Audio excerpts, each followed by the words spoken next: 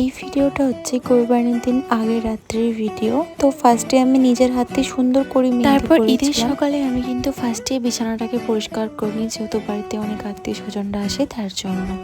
আর এদিকে কিন্তু মেহেদির কালারটাও আমার ভালো এসছে।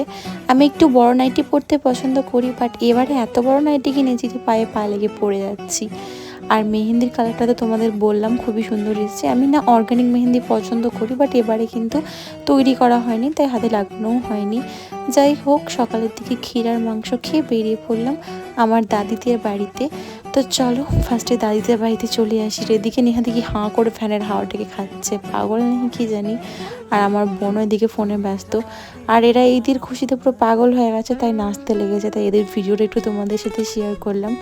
এরা দুজন খুব ভালো নাচতে পারে, আর আমি তো শুয়ে শুয়ে দেখছি, কারণ আমি নাচতে টাচতে জানি না তার জন্য। আর আমি না বাড়িতে এসে সবার আগে ড্রেস চেঞ্জ করেছি, কারণ প্রচণ্ড পরিমাণ গরম লাগছিল। সেদিন রোদ করেনি, তবু প্রচণ্ড গরম ছিল। যাই হোক, শুয়ে শুয়ে ল্যাদ খাচ্ছিলাম। তারপর রাত্রের দিকে ভাবলাম একটু ডিবিসির ওদিক থেকে ঘুরে আসা যাক। তো আমি, নেহা, প্রীতি সবাই মিলে বেরিয়ে পড়ি। তো আজকের মতো ভিডিওটা এখানে এন্ড করছি।